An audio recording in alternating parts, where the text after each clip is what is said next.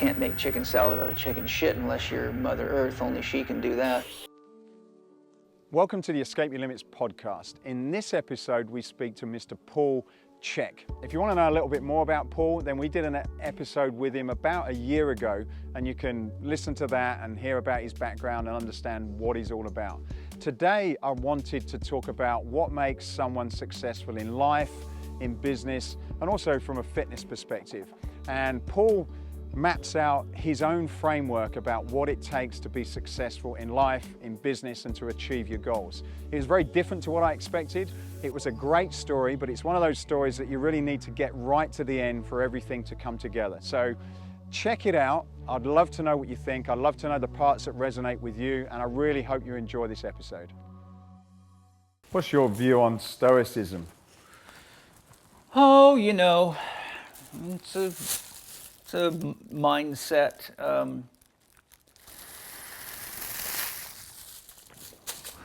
I don't really get into isms. No.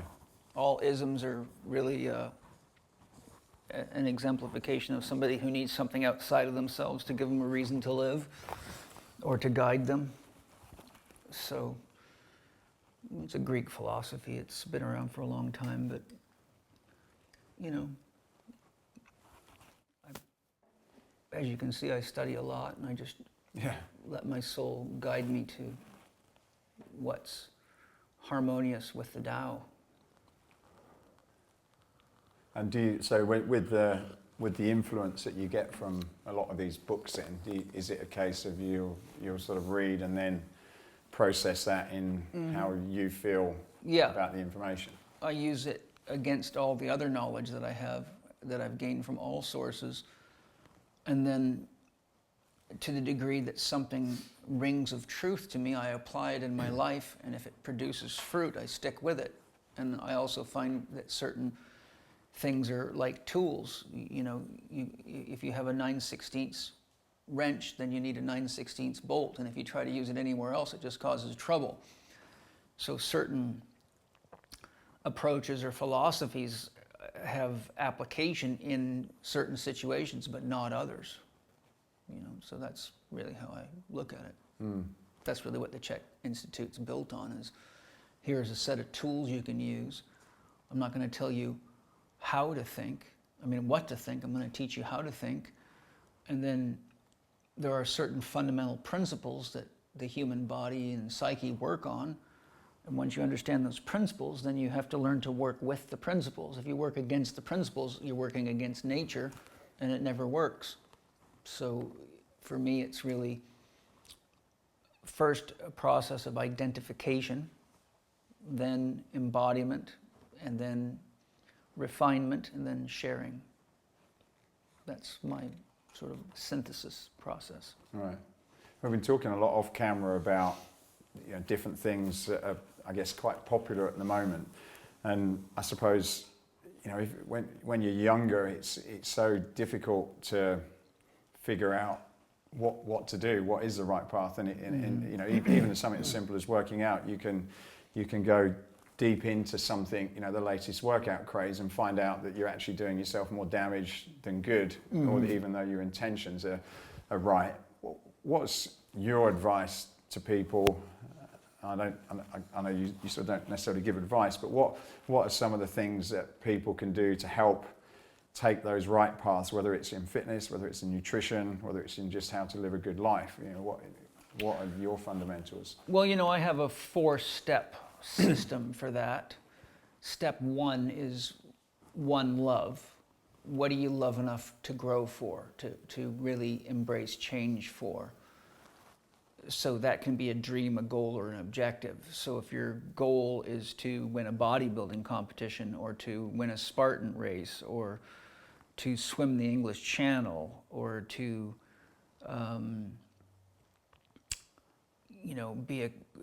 get your master's in kettlebell competition, or whatever it might be, that's step 1, because if you don't have a clear objective, how do you focus your awareness, your attention, and manage the flow of your life force energy so you're not squandering it away doing stupid shit like staying up late at night and playing around with drugs that are potentially addictive and causing resistance in your life, and empowering you to make excuses for being out of compliance with what it takes to be successful at anything.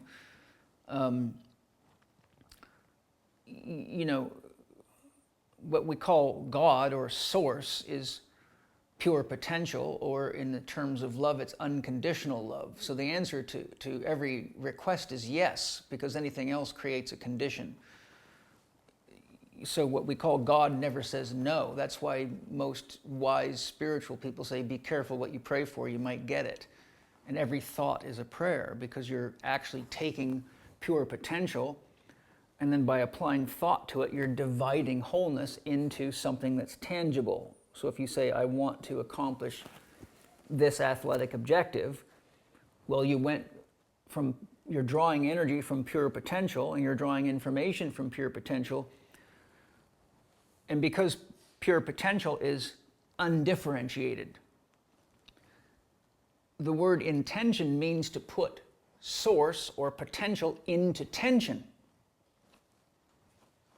Right? If you want to tow a car or tow a sled with a bunch of weights on it, you have to put it into tension. To lift a weight, you have to put your body into tension, or you can't move the weight.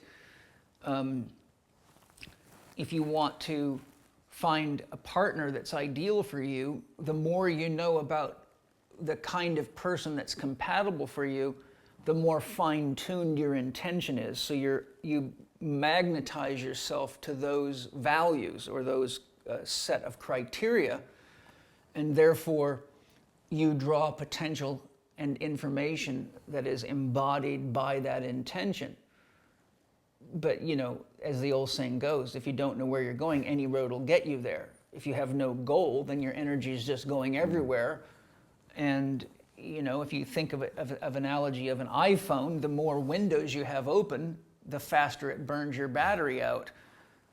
And since we have a finite amount of energy in us that comes through breathing, diet, lifestyle, factors such as rest and proper self-care, if you're frittering yourself away by being distracted by playing video games and being on the internet when you should be working, or watching TV when you should be stretching, mobilizing, or doing cold baths or whatever it might be, then what's happening is you got too many irons in the fire and none of them get hot enough to stake your mark. Step 2 in my system is the two forces that create life, the female and the male, or yin and yang. The female, or yin, multiplies power. So anything that you're doing, such as eating good food, resting, breathing effectively, meditating, stretching, joint mobilization, things that are Tai Chi, Qigong, anything that uses less energy per unit of time than it costs to do it, potentially produces a surplus of energy. So then you look at yang, which by definition means the division of power. So if you have too many windows open, you're dividing the power of your phone.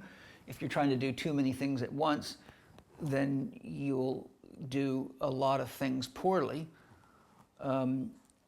So when you take any aspect of a person's life, whether it be weightlifting to diet to lifestyle, no athlete leaves the rest of his life at the door. If you're having a hard time with your wife or your girlfriend, it comes to the gym with you, and it adds stress to your body, and it affects your performance, no matter what you're doing. Even though some people may use that to escape from what they think is that problem, whether it's the gym. Well, then that's actually a pathology, and right. That will never take you very far, because a pathology is never a good foundation for long-term success. Lots of people use anger, for example, to motivate themselves, especially in the combative arts. But what happens is that modus operandi only works when you're producing anger in yourself, which is highly catabolic. So, for example, to be angry at somebody else means you are drinking poison and expecting somebody else to be in pain. So if people use anger as a form of motivation, they're using a highly catabolic force, which is already reducing the amount of anabolic energy they have to convert into a catabolic activity, such as running, jumping, lifting weights, climbing mountains. So, I teach athletes, your biggest inspiration should just be to improve your last effort. I say if you can't improve what you did in your last workout by 1 to 3%, you don't belong working out. You belong centering yourself and doing the things to cultivate the life force energy and the mental focus to grow yourself, or you're really just acting out an addiction or being just like every other ding-dong in a gym who's lost. So the point I'm making is you can't use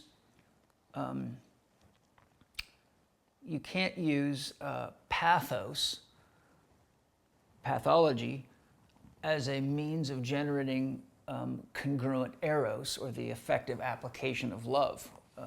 Outward going love is eros, inward going love is agape. Agape is the feminine expression of love, to connect, to keep the tribe together, to keep the family together, to keep your relationships together, to keep yourself together. That's all agape. Eros is the love of racing, or the love of lifting, or the love of boxing or jiu-jitsu, or the love of sex. Sex is eros. Cupid is eros.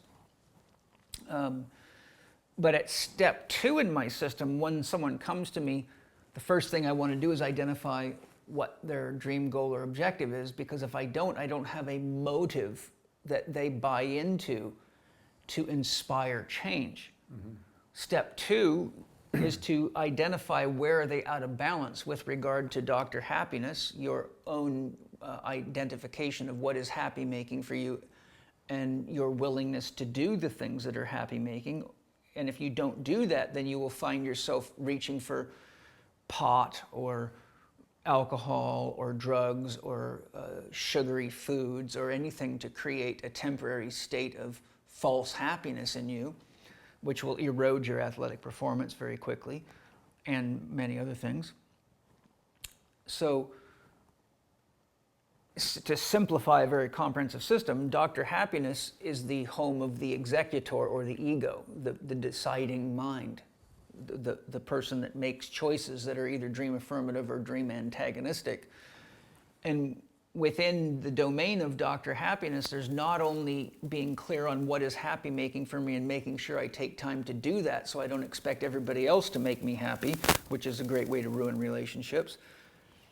You also have to be clear about the values that relate to Dr. Movement, which is how do I move my body, my emotions, and my mind so that they are moving me in the direction of my objective, my dream goal or objective.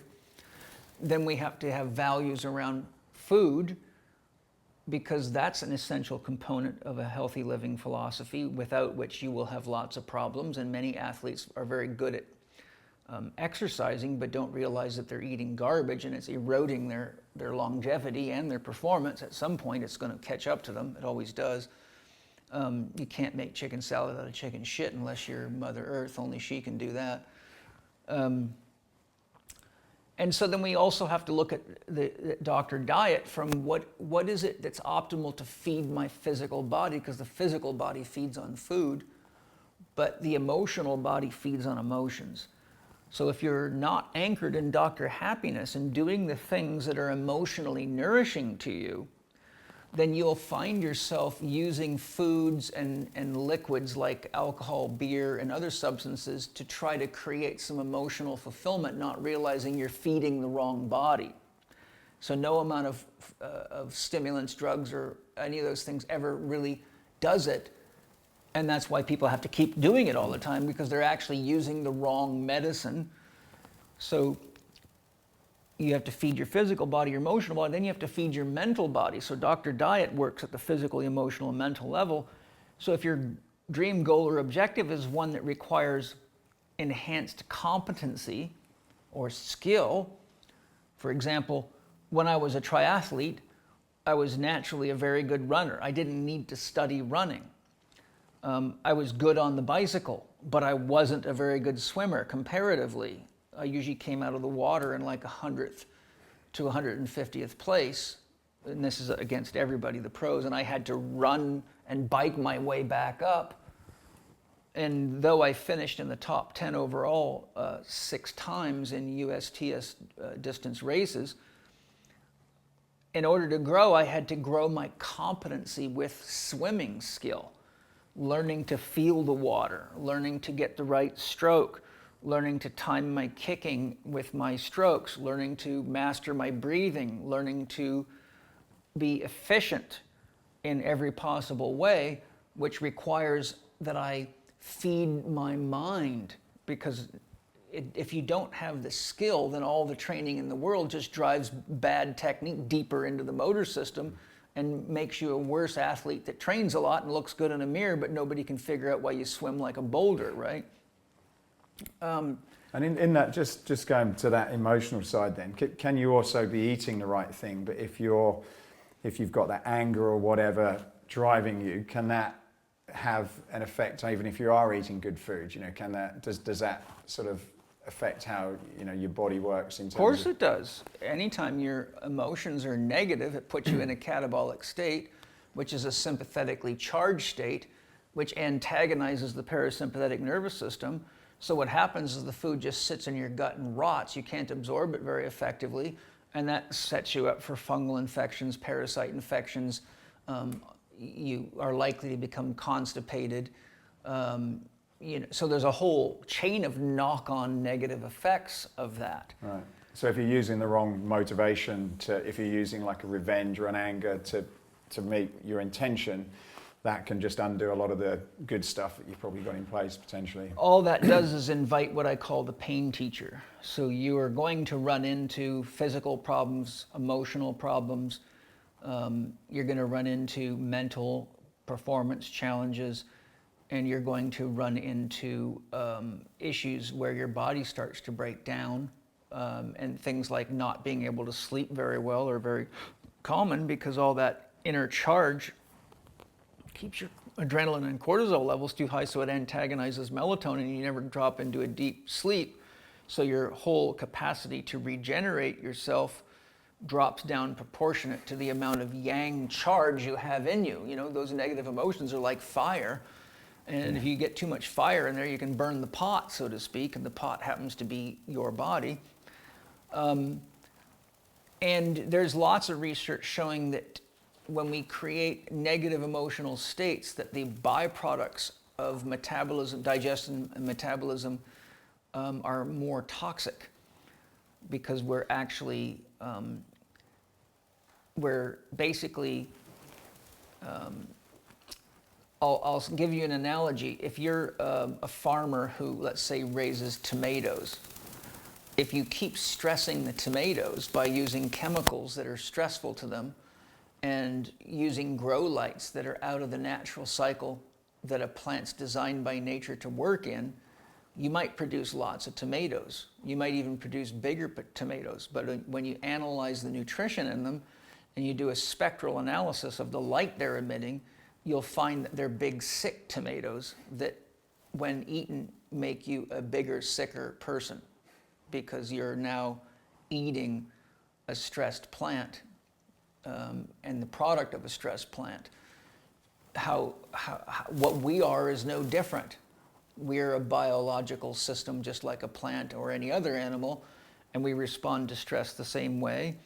And all our physiological systems are intertwined with each other. So, just like you can't pull on one part of a spider web without affecting the entire web, if you screw up digestion, you screw up metabolism, you screw up hormonal balance, you screw everything up. If you screw up elimination, you screw it up. So if you screw up the way you're training, it'll affect your digestion, your hormonal system, your elimination, your metabolism. And some systems, depending on your genetics, will show the responses of that faster than others. So you can get, complete stress buckets that can still poop well or even digest well, but they may have chronic neck pain, or they may have the signs of angina pectoris, or an arrhythmia in their heart, or they're their sex drive could be negatively affected. So each one of us manifests the stress in ways that are unique to our genetics and to our psychology. So there's that factor. Then the next doctor is Dr. Quiet, and Dr. Quiet is the domain of getting enough rest to allow your body to really regenerate. And Dr. Quiet is the domain of the soul, the inner life, introspection, being honest with yourself and really connecting deeply into yourself to get to know who the person is that wants to climb the mountain or win the contest. Because until you do that, you might not realize that you're just trying to prove to your parents that you're good because they never gave you enough reinforcement, or you may be doing it as a means of trying to get a sense of value or worthiness because you didn't get that from your grades in school. So the point I'm making is the first thing I need to know is your dream. The second thing I do is I do a comprehensive analysis of all your biological systems and your psyche to see where you're out of balance. So step 2 is to identify where the imbalances are and what do we got to do to get you to baseline health. So you're just a healthy human being that can support the agenda of the CrossFit competition or whatever it might be, because you can't, if you do those types of things without achieving baseline health, it's like taking a mountain bike that's got an out of round wheel and taking it to the top of a ski run and seeing how fast you can make it down. Well, the chances of the wheel just exploding on you are very good. But any mountain bike racer knows, or motorcycle racer knows, you better have a true wheel or it'll never handle the stress of any kind of competition, and you're going to find yourself sitting on the ground going, poor me, while all your competition passes you by. Do you think there's a step, like the intention is an important one, and I guess, you know, certainly in my life as well, you find that when things are going right, you have got something to focus your mind on, and there's, you know, you're not looking all over the place. But I guess, you know, certainly my experience and people I spoke to, you know, in some cases there's also the lack of what that thing should be to focus on. So they are, you know, kind of just trying everything and not really going anywhere because they don't know what they should be focusing on. How do you get to that stage where you know what it is you should be focusing on, or you actually come to the point where you make a decision? Well, there's a couple factors there. One, until a person's mature enough that their ego's adequately formed and they actually have a deep, authentic, visceral sense of themselves, they don't have enough life experience or spiritual growth to really know what they want. So this is why you see people dabbling in all sorts of stuff. And that's important, but that can also be pathological because the more you dabble in, the less you get good at. But the real guiding force is the soul, and the home of the soul is the heart. So when you're, you know, the menu of what you can do is big. I mean, if you just listed all the ways you can use resistance training, well, we could sit here and talk about 40 different systems, for example. But one person may go to CrossFit and feel very, very repulsed, and the other one may feel, oh my God, I love this. This is me. You take the same guy and throw him in a swimming pool, and he feels like a complete moron. And you take this masterful swimmer out and put him in CrossFit gym, and 2 weeks later he's got stress fractures all over the place. So the point I'm making is that most people make those decisions based on what their friends are doing or what's cool, because they don't have a sense of self yet. So they have to identify themselves with something external in order to create a surrogate family or tribe or sense of belonging. But oftentimes people do things to create a sense of belonging that are actually not congruent with their heart's longing.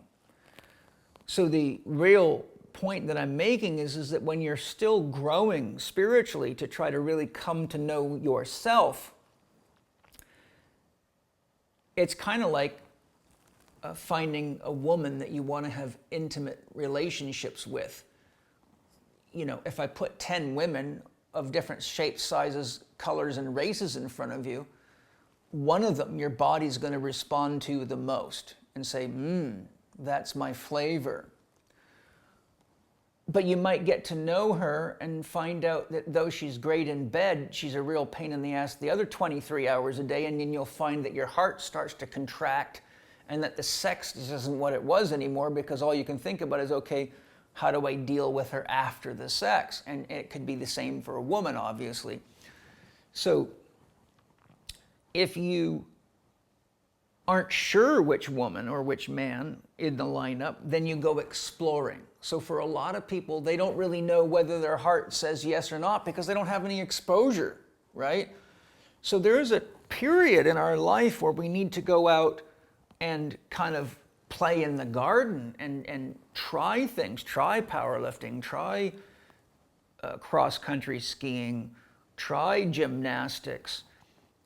But even in that, most people, if you just showed them video clips of 10 or 15 different activities, would tell you which one is most appealing to them, because our genetics are already wired for that, right? Guys that are wired for powerlifting usually don't get excited about running 26 miles because the whole inner being says, oh my God, we don't have the aerobic capacity for that, and we're carrying way too much muscle. That's just a bunch of injuries waiting to happen.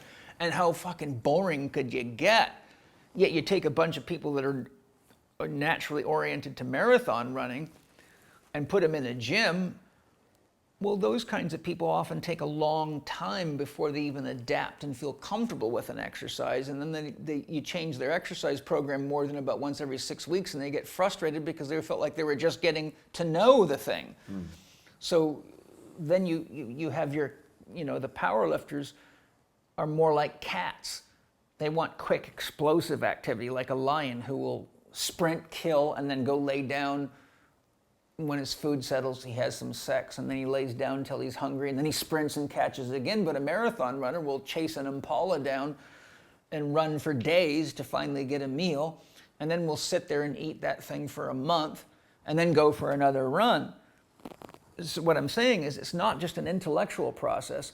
There's a biological process involved, because we're all innately built in such ways that we have more natural ability to do certain tasks.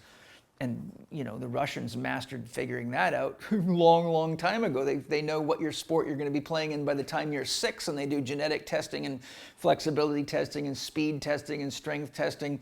And they know you're already a hockey player, and by the time you're 6.5, you're in a hockey camp, and by the time you're 15, you're in the elite Russian amateur hockey league, and then by the time you're 18, you're traveling around the world, or you're in the Olympics representing Russia. Yet these other guys were playing hockey because it made mommy happy, and they don't realize that the guy standing on the other side of the line from them his mother was a hockey puck. He's born to play hockey. He's genetically wired for the sport. So there's a big difference. Do you find that some of that's to do with like where you are in your life? Like I'm listening to some of your other podcasts where you talk about the different stages that we go through. Yeah. Is that to do with, when you're in your 30s, 40s and 50s, does that change? Or can you be in your late 40s like me and still be figuring some of these things out? Oh, absolutely, because what you're talking about is spiritual development. You can be any age pretty much, and you can be any age and be a child spiritually, but your biological age is your biological age. To give you an example, there's a famous Hindu philosopher sage named Shankara. He's got a book right over there on that shelf called The Crest Jewel of Discrimination.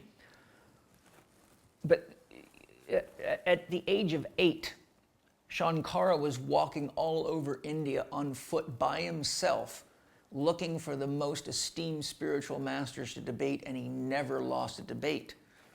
He died at 33, but here's somebody who probably has many past lives developing himself, but comes in, and by the time he's 8 years old, he's reached a level of spiritual development that might take people 500 lifetimes to get to, or forever. If you only believe in one life, it may never happen. You look at a Mozart, right? He comes out of the womb, reaches for a piano and makes your heart sing. That doesn't happen, overnight. That's not a one lifetime process. You take everybody you know and start them off playing the piano from 3, and a lot of them will be bored to death by the time they're 3.5. So the growth and development of the psyche is not phase locked to the growth and development cycles of the body.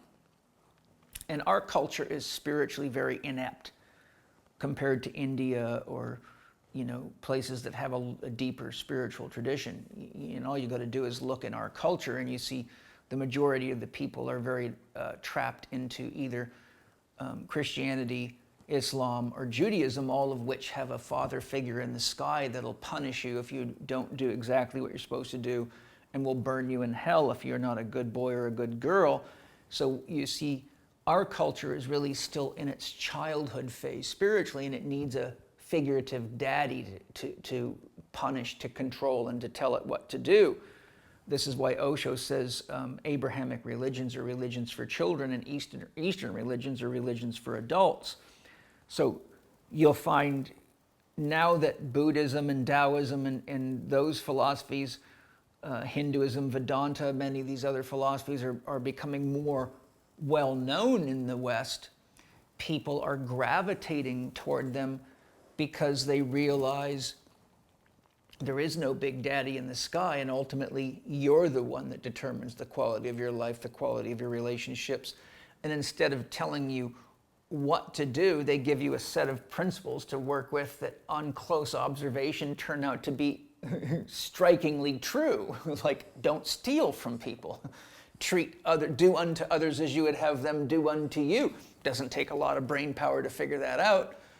But when you consider the fact that almost every war is motivated by differences in ideals about what God is or isn't, and all those are fictitious gods in the sky called your head, then you see little kids in a playground fighting over who has the better truck. But when you grow spiritually, you come to the realization that all of that stuff is really for children that need a daddy, and it causes more pain quite often than good, which ultimately grows you to the point where you have to be strong enough to make up your own mind and make your own choices, even if mom and dad don't like it, even if it causes you to lose friends, because ultimately you're not whole as an individual until you're whole into and of yourself. In other words, if you don't agree with my philosophy of eating or exercise or even spirituality, or whether it's a one lifetime deal or what science interpretations of quantum physics is, I'm totally fine with that. But a lot of people just simply aren't, like our parents typically. But if your friends and your family and your social circles are opposed to what your heart says is true for you, but you don't have the inner strength to stick with your own truth and go find new friends that are more in line with your values, then you will die a spiritual death because you're not going on the hero's journey. So you will basically do whatever you've got to do to stay in connection with the group, to get the validation of the group, because you're not strong enough to be an individual, which means an adult. Yeah. So but I guess then it's easy to have those different groups, and I guess you get caught up in just what happens in life. And I suppose in some cases you've got your work, you've got your family, you've got friends, there's a lot of different influences. Where do you see having that time where you can, you talk about listen to what's in your heart and soul, where do you actually sort of go to work and improve on finding it out? Because I guess that's a tough thing for a lot of people. It's like, maybe I'm in the wrong job, maybe I'm in the wrong business, maybe I'm spending my time in the wrong areas, but where do you're obviously very in tune with that, but I guess most people aren't. So what are you really asking me? How do you figure out what you're supposed to do, or who you're supposed to be with, or how you're supposed to eat? What exactly are you asking me? Well, your first point was intent. When you're working with someone, you identify the intention, and I guess one of the things I see before that is with a lot of cases, people are not fully in tune with that intention. As you said, it could be influence from parents, peer group, etc. And then you said, well, what you really need to do is get connection with what's in your heart or your soul, and then focus on that, which could mean moving away from some of those people. What are some of the practices because that's obviously the most fundamental point is, understanding what you want to do and then building a plan around that. Well, the first thing you do is pay attention to when you're feeling stressed about being with certain people or doing certain activities. The other thing you do is look at where you're having a hard time being true to your commitments to yourself. Look, 98% of people do not follow through on New Year's resolutions, and it's one of the biggest ways gyms make money. They offer all sorts of deal every New Year's, but they know that within 2 weeks those people are not coming, but they lock them into one-year contracts, so they've got all sorts of money coming in, nobody using the equipment, which is a great business, strategy if if you're interested in making money but not being ethical. So the point I'm making is look where you're having a hard time making commitments, and either you're acting out the life of a child and therefore you need to really focus on becoming an adult, or your life's always going to be that way no matter what you're doing, because to become good at anything requires commitment and discipline and focus. But also look at what creates pain and discomfort in your life. And so the point I was making earlier is if you having a hard time making a commitment, look carefully to see if it's something you're truly aligned with, and look carefully at what it was to drove you to make the decision to do it in the first place. For example, if it's just a bunch of dick swinging with your buddies and they say, well, I did this in CrossFit, and the other guy says, well, I did this, and you're a pussy because I did more than you. And they're saying, John, you're a pussy because you don't do any of this shit. You just eat ice cream and you're a wimp. And Johnny says, well, fuck you. I'm joining CrossFit and I'm going to beat both of you. Well, the motive there is completely wrong, right? The motive there is just to try to basically prove to yourself that you're somebody. Right. But you might actually prove to yourself that you can tear your rotator cuff and make a mess of yourself, when really you might want to start with, yoga class to get your breathing right and your body right before you go hang dick swinging in a CrossFit gym. But so there's how am I doing with my commitments and what's stopping me from the commitment, and going inside yourself when you're not being committed and being honest and saying, am I just lacking discipline because I'm a little child in an adult body, or is there something deeper speaking to me saying, this isn't really the way to spend your life force energy and your time, because it's not really in line with who you are. You might have fallen into the trap of feeling insufficient in the moment when your buddies were picking on you, but at the end of the day, you don't have enough connection to that to really develop mastery at it, and so all you're going to do is continue to be the one your buddies make fun of, because you're never going to have the discipline that they do, because it's more in line with who they really are. Then look at how much physical pain is being produced by participating in something. If you keep having injury after injury after injury, or you keep on staying up late at night and making excuses about why you can't get up in the morning to participate, there's some kind of an internal blocking factor, and it's causing incongruence. So it's our own spiritual growth process to look inside of ourselves and say, what is it that's stopping me from really participating? And these aren't asking questions like what's 2 plus 2, or what's the square root of 69 or something. You grab a calculator, it'll tell you. These are the things that actually we engage because it's the way we authentically grow our awareness of who we really are and what we're really here to do in the world. Because each of us carries unique skills and abilities that nobody on the planet has. We're all part of a cosmic puzzle, and we're all an expression of the cosmos. Who Matthew is very different than who Paul is. And if it wasn't that way, I wouldn't own an educational institution, and you would not sell health and exercise products in 80 countries around the world. So there's something in you that's not in me, and there's something in me that's not in you, but isn't it interesting that we need each other? Well, if you just play that game to the nth degree, you'll find that everybody needs each other. Sick people need doctors, and doctors need sick people. Cops need bad guys, and bad guys need cops, so they don't damage society to the point where we're just living in a pirate kingdom. Lost people need spiritual teachers. The list goes on. So when our maturity level's not very high, we kind of have to do what you do. Like if someone comes to me that says I want to do an Ironman or I want to go to CrossFit, but they've never done any weightlifting or any real triathlon training, the first thing that I got to do is I got to teach them the basics of body mechanics. I've got to teach them, what posture is. I have to teach them how to assess their flexibility so they know where their body needs to be nourished and stabilized. I've got to get their inner unit systems working, their core working.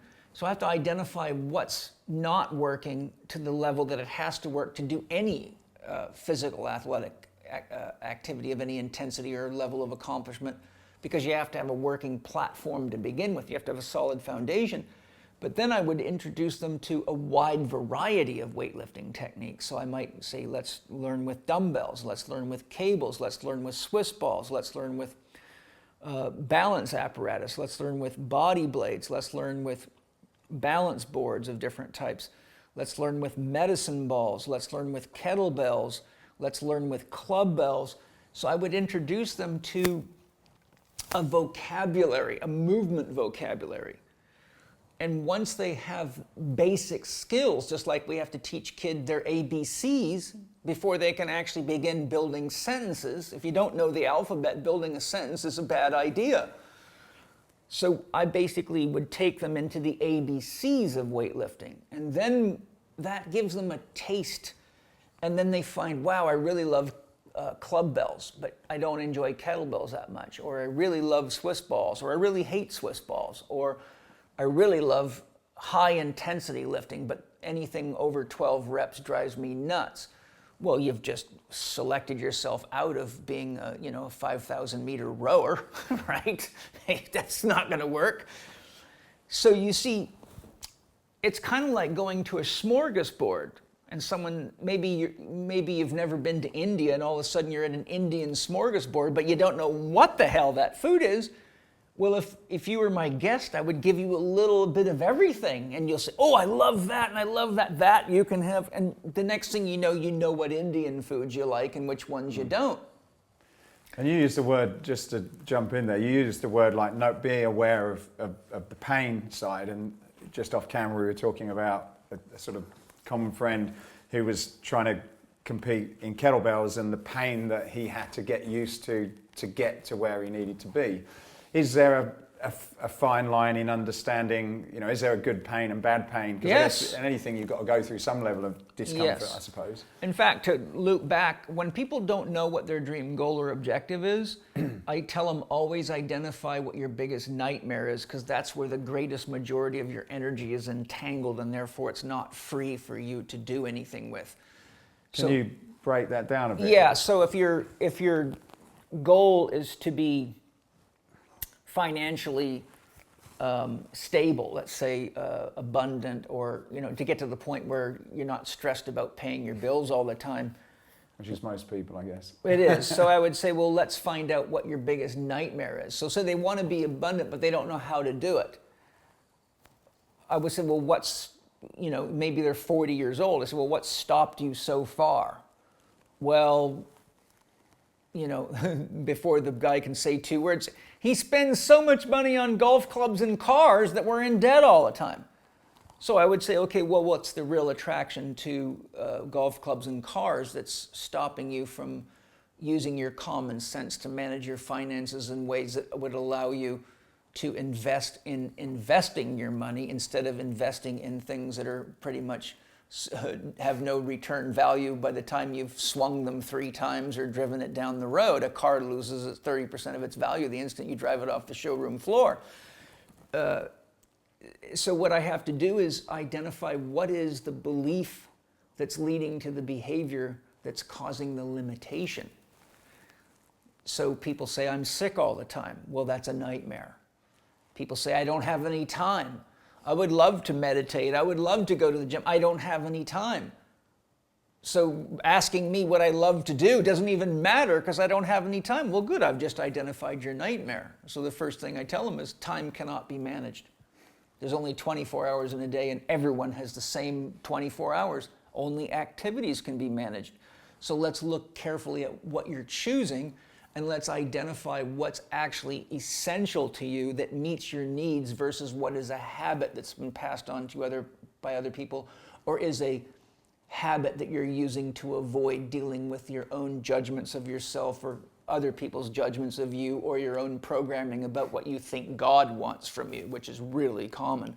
Do you think that's a common thing then, when people have got this desire, whether it's weight, money, time, that when you say the nightmare, there's this sort of opposite thing that they're actually probably putting their energy in that's holding them back from what they actually want? Is that generally how it works out? That's as common as breath. Really? Yes, because that's... And you don't know about it, I guess.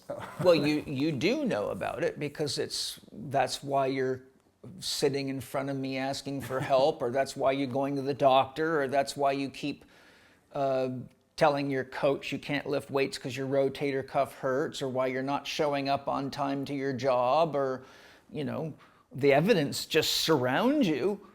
And typically until you wise up enough to realize there's a pattern emerging, you just blame everybody else for all your inadequacies. So, that's the first sign of somebody who's unconscious, is they're projecting their pain and their judgments onto other people. So I go through girlfriends like women because chicks are stupid. Well, the reality of it is, if you were to actually go ask every one of those girls why they left you, you'd start to see a pattern emerge. And then if you wrote down the 4 things that drive you nuttiest about your mother, and the 4 things that drive you nuttiest about your father, and look at those things you just wrote down, they will almost always match up with exactly the complaints your girlfriends have, because you don't realize that you are acting out the behaviors unconsciously that drive you nuts about your parents. And so the problem is that those people have never been in a relationship with you. They've been in a relationship with your mom and dad, and they don't like your mom and dad either. That's called programming. So, the pain teacher shows up in your life to show you what you're choosing unconsciously so you can improve your awareness. And you can't make better choices until you have more awareness. Awareness is the prerequisite of being conscious, right? Someone who's sound asleep is completely unaware. Someone who's unaware in life bangs into everything, complains all the time, and tells you it's everybody else's fault. The Aboriginals say, if a man's mind and body do not stand in the same place, he is crooked. And that's the truth. And until we get clear and start participating fully and honestly in our lives, we'll never be good at anything. We'll always be late. We'll always have excuses. It'll always be other people's fault. And we'll always be taking drugs and running to therapists and selling our problems to people, hoping they'll fix us. And, the old saying, the older I get, the faster I was. Right? And so you go to any bar and you hear all these guys talking about how much they used to bench press and how much sex they used to get and how fast they ran in the 100-yard dash in college or high school. Yet they're only 45 years of age, right? And they're acting like they're already dead people because they've spent all that time doing things outside of themselves to try to validate themselves without even knowing who it is they're trying to validate yet. And all the while getting more and more disgruntled at themselves, because at some point you come to the realization that saying there's no good women in the world still leaves you with no women. But a lot of your friends have good women, so what's going on? In other words, at some point you find a tipping point. You either wake up and acknowledge that you're 50% of every relationship with persons, places, or things. You're 50% of your relationship with pot. You're 50% of your relationship with food. In other words, you are at least 50% responsible. In other words, you might go to a restaurant. You're not the one cooking the food. You don't know who farmed it. So if it makes you sick, but it was stuff that you normally eat and it doesn't make you sick, you can't be responsible for that. So you just have to deal with the illness and say, I'm not going back to that restaurant. If you're married or you're in a committed or a business partnership, you're 50% of every relationship. So when you come to work, if the business isn't working well, it's at least 50% your fault, no matter what. Even if you say your buddy's in charge of managing the money and you're in charge of marketing. Well, if he's not managing the money well, you should have been paying attention. And if you're not marketing well, he's probably going to tell you, it ain't working, we're not making any money, we got to need a new strategy.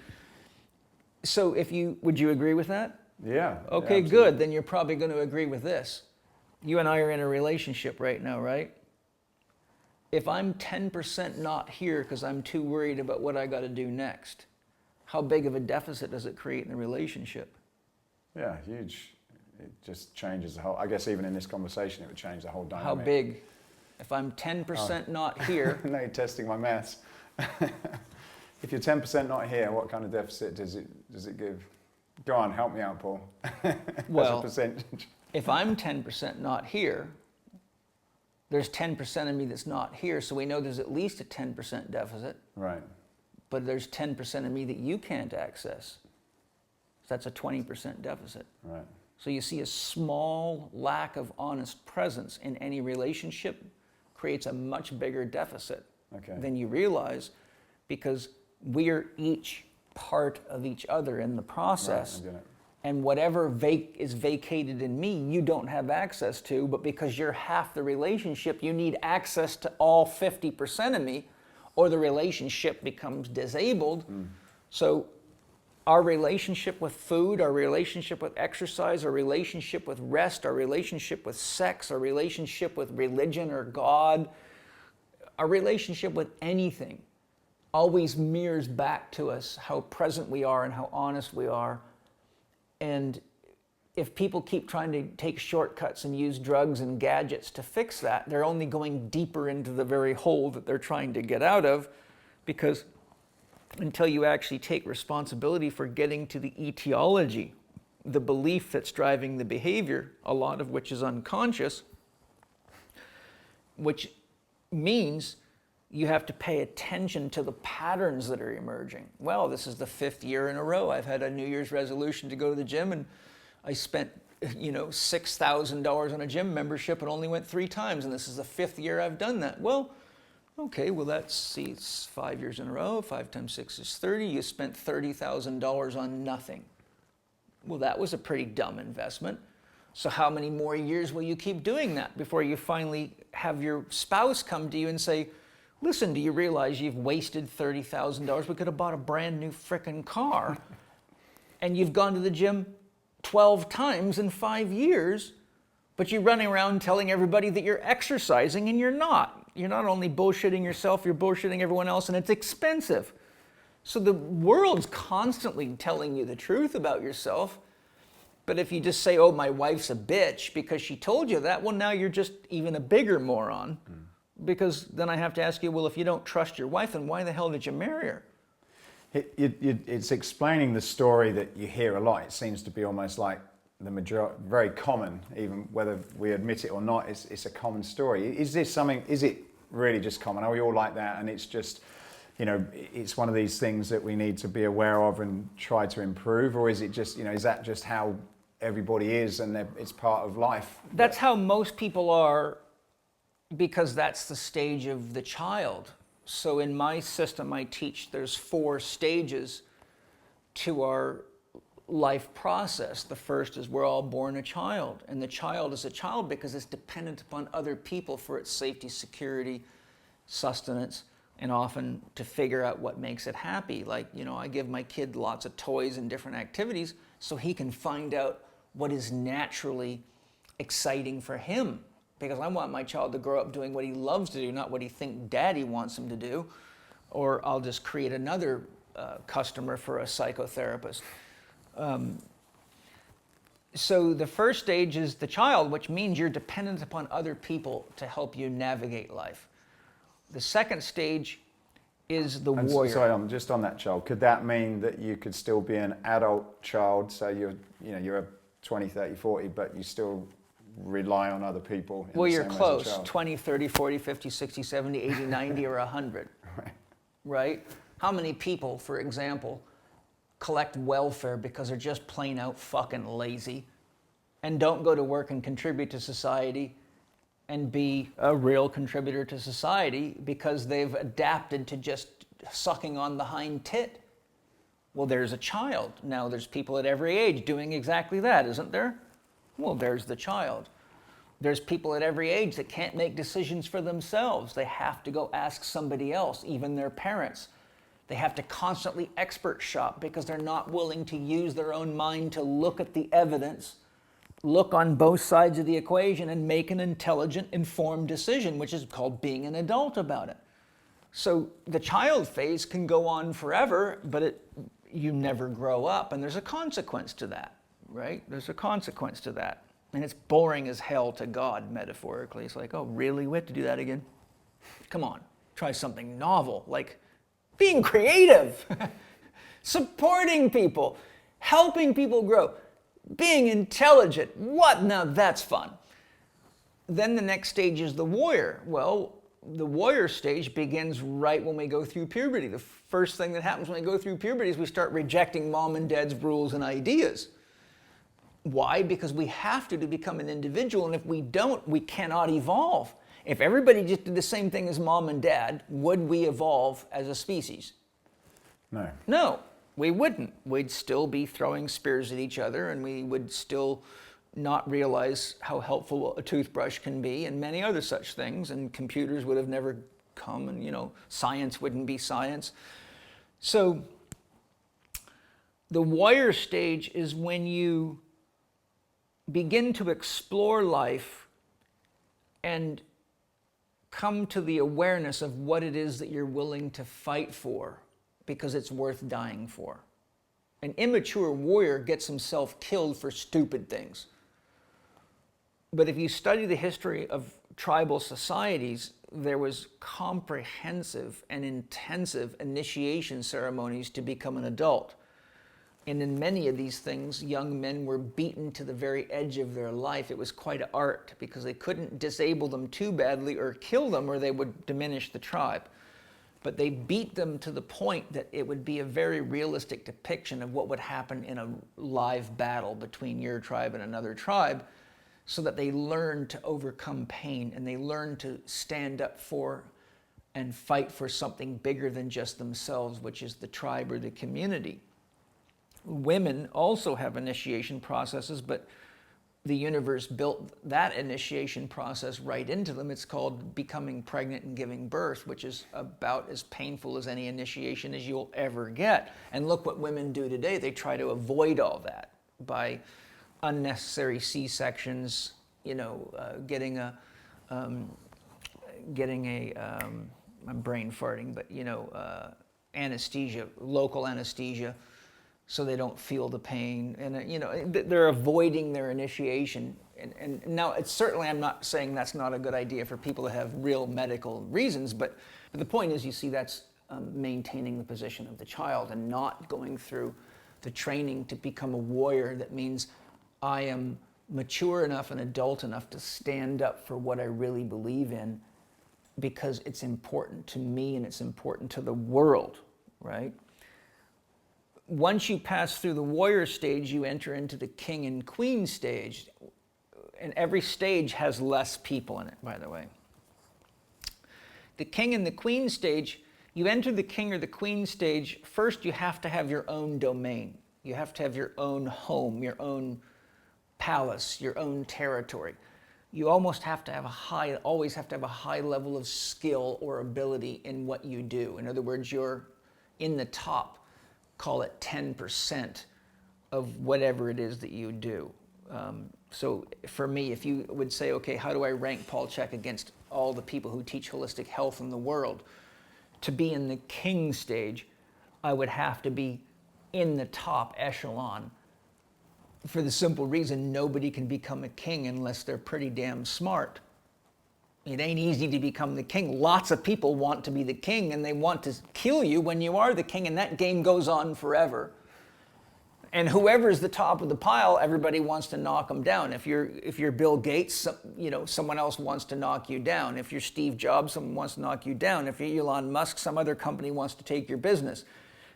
If you're Matthew, someone wants to take your territory and get the sales that you're getting. Isn't that the fact? Yeah. So for you to stay in your kingship, you have to work at it, and you have to be good at it, or someone will knock you back down, and you'll have to become a warrior to fight for it again, won't you? Yeah. Okay? So to become a king, you have to really focus yourself to develop legitimate skill, legitimate ability, which usually requires a fair bit of development of relationship skills, because it's almost impossible to be a king if you don't have adequate relationship skills. You do get an occasional oddball like Steve Jobs, who has almost no relationship skills, but people put up with someone like that when they're a bona fide genius, because they all realize, if I can just put up with this guy, I can get rich. And lots of people did. And a lot of geniuses are pain in the asses to be around, but they're the greatest dancers, the greatest singers, the greatest musicians, and the greatest athletes in the world. So some of us make concessions, but usually their parents don't, right? They say, none of that bullshit when you're at home. You're my child. You're not the king of the world here. And your dad will usually level you up quite well, if he's got any balls. But because if he doesn't, he's not doing you any favors. And so the king stage is a tricky stage, because we have to work so hard to pump our ego up, to do all that work, and to have that much drive. And we really have to kind of go through a trail of tears to get there, right? It's hard work, you know that.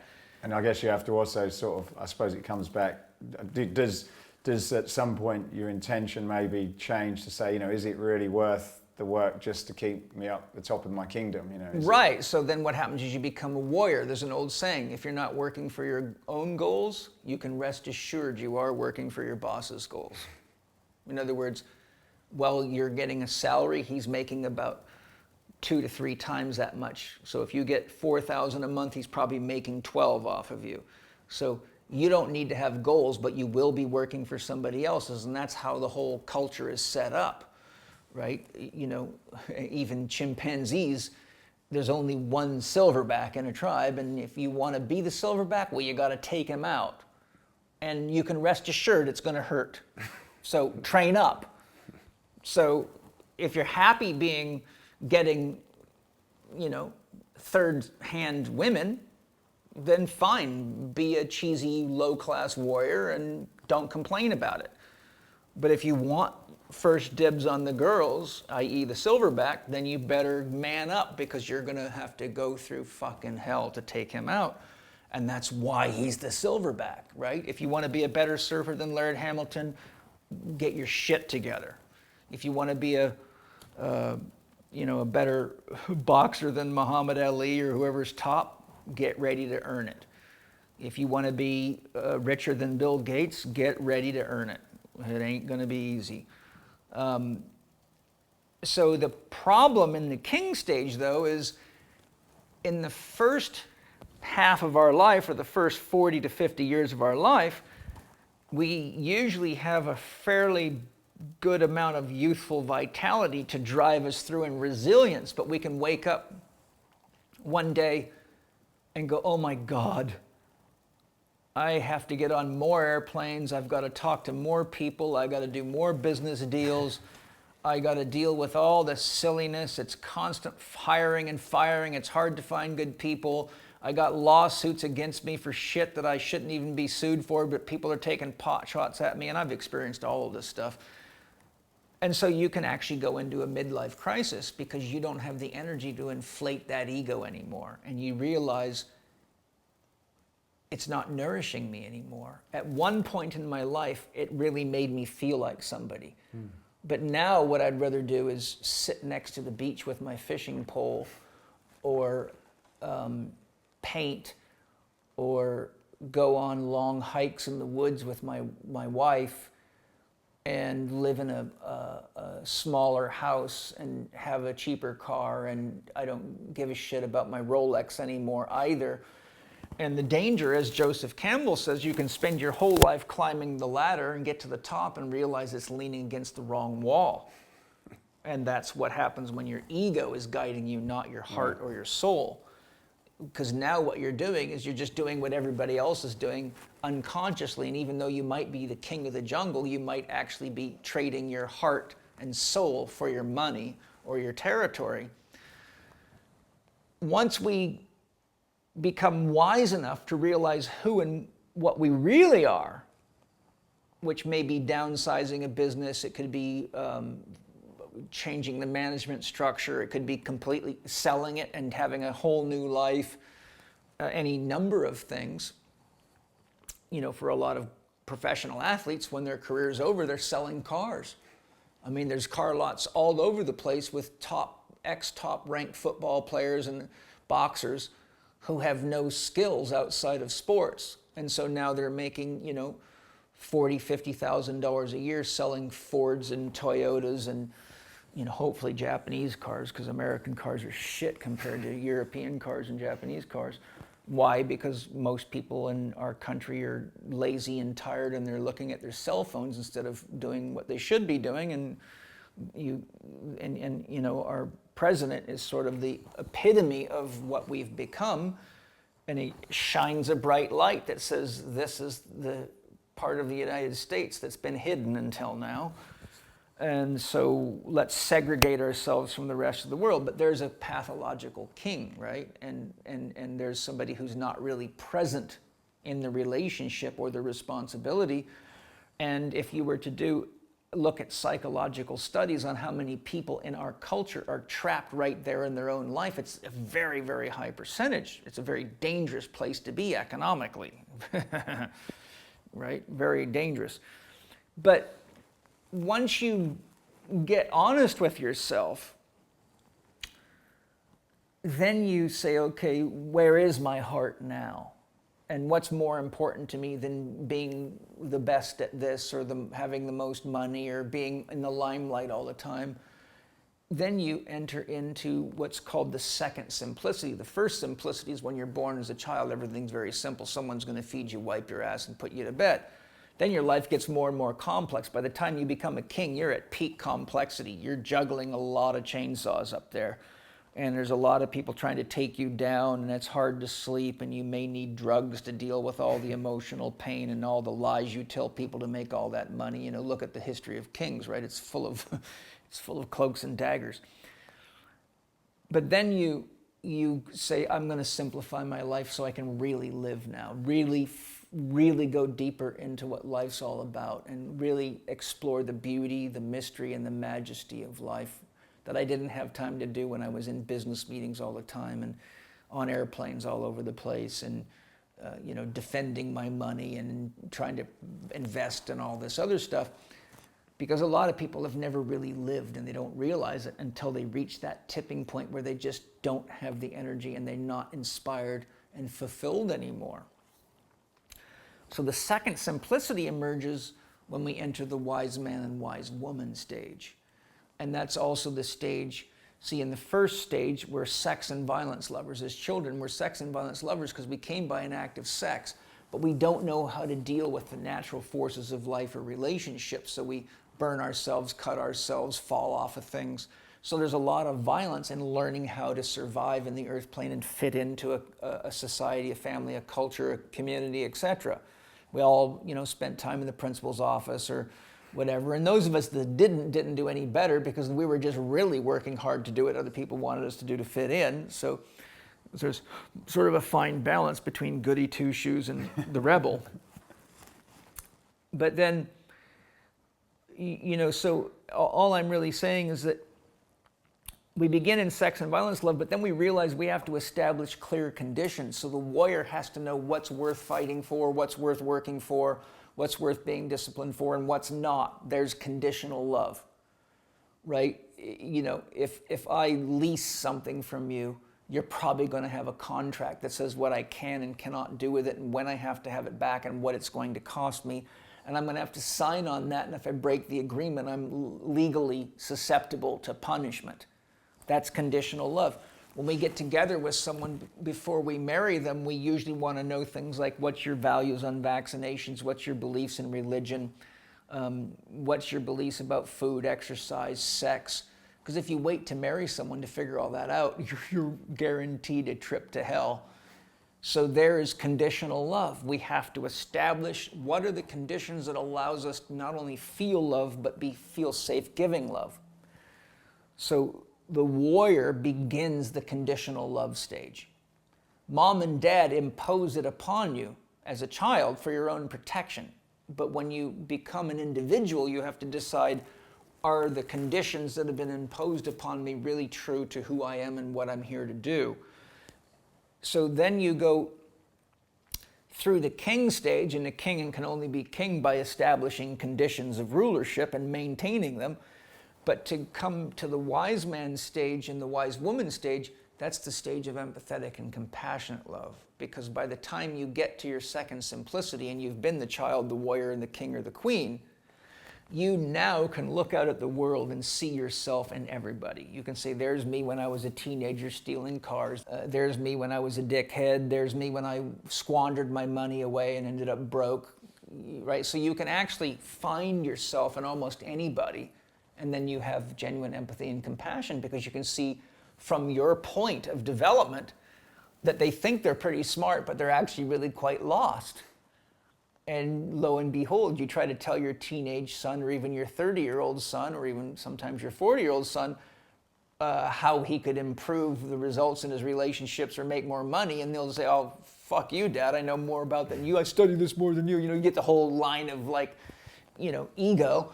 And so all you can do is stand back and say, I have empathy for you, son. I can see you're just like I used to be, and boy, do I have a lot of scars, so all I can do is just pray for you and love you and hope you make it till you wake up to the truth of yourself.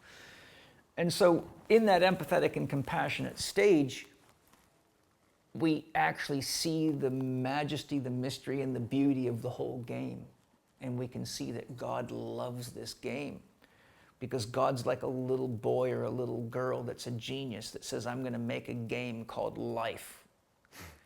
And I'm going to establish the game, and I'm going to be so honest with myself that once I jump inside the game, the only way that I can get out of it is to win it. So we stay in the game of life until we realize what we've done, and we realize the only way to get out of it is to be honest and to be loving and to be nurturing and to be supportive and to spend the time to be with ourselves, in ourselves, to get to know who and what we really are and where we really came from. And when you get the answer to that, it's such a paradoxical, wild joke that you realize you are the little boy or the little girl that set the whole thing up. And finally you realize how and why you did it. And you realize that you have always had and will always have everything in the universe because you are the universe, masquerading with a mask on called Matthew or Paul, pretending to be somebody at the costume ball. And you can celebrate that, boy, did you do a great job at the party being an asshole or being a lover or being a teacher. Or you can say, I think I'm going to have to come back again because I kind of half-assed my role. And that's what keeps the whole thing going. What keeps it going. Paul, it's been a fantastic conversation, and there's a lot to think about. I hope you do. There's a price not to. I think the thing to do is not think about it, it's meditate on it. Yeah, absolutely. So look, I appreciate your time. Thanks for inviting me down here today. Thank you. I hope we can catch up again sometime. We'll just do it. Thank you very much. You're welcome. Hey, I hope you enjoyed this podcast. If you did, then please go over to iTunes and subscribe to the Escape Your Limits podcast. Leave a review, leave a comment. It really would help us a lot to continue to keep these going.